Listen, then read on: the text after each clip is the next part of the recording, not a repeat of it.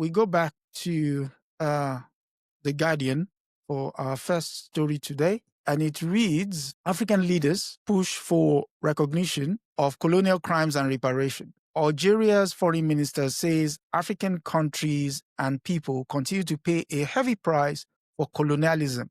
And it reads, African leaders are pushing to have colonial-era crimes recognized, criminalized, and addressed through reparations. At a conference in the Algerian capital, Algiers, diplomats and leaders convened to advance an African Union resolution passed at a meeting earlier this year calling for justice and reparations for victims of colonialism. A legal framework, he added, would ensure restitution is seen as neither a gift nor favor. The quote is, Africa is entitled to demand the official and explicit recognition of the crimes committed against its people during the colonial period and an indispensable first step towards addressing the consequences of that era for which African countries and peoples continue to pay a heavy price in terms of exclusion, marginalization, and backwardness. Who wants to go first? Go ahead, sister. Again, to just provide some context, because we always want to have information beyond what is just in these articles. I would definitely recommend a number of books. I think some we've mentioned on this channel before. Frantz Fanon's The Wretched of the Earth or Dying Colonialism will definitely be at the top of my list, those two. You can also look at Asia Jebar wrote a book titled Fantasia, an Algerian Cavalcade.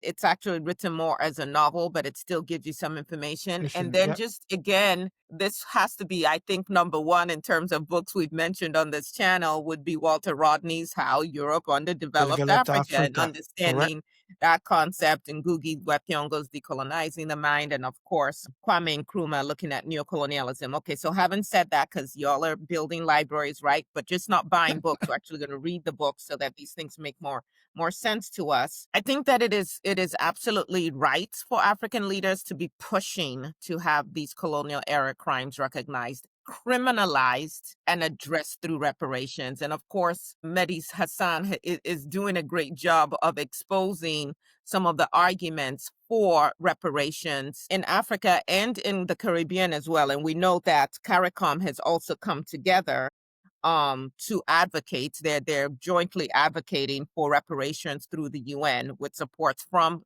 actually the UN Secretary General Guterres. Of course, anytime that you have to go to these bodies to beg for recognition, kind of begs the issue, if you will. I think that what's important is that we recognize it for ourselves first and foremost, and that we start to operate in different ways that don't allow what happened in the past to happen again. That's what's so that you know, multiple things need to happen all at the same time.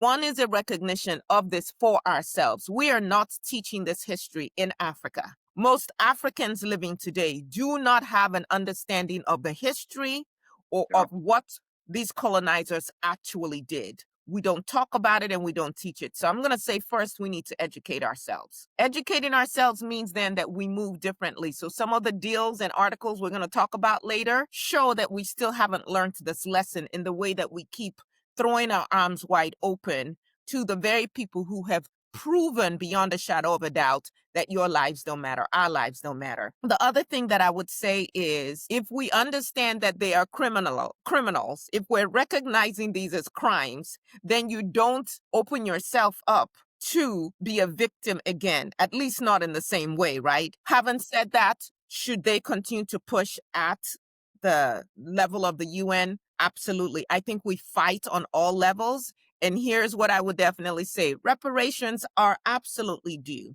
Because just as, you know, the one of the arguments is I didn't own slaves. I wasn't born there. You weren't enslaved. This doesn't matter. But that is a very naive conversation to have, because you got to go back and trace who benefited from those crimes, where the resources went to, because those people and their descendants are still benefiting from it, including this concept of the West as first world and Africa and Caribbean nations as third world.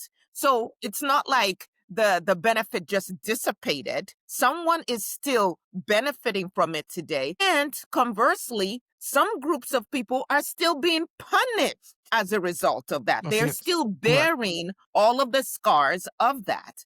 So I don't care if your grandparents or your great-great-grandparents stole what belonged to me and you are now benefiting from it. Yeah, time to turn it over.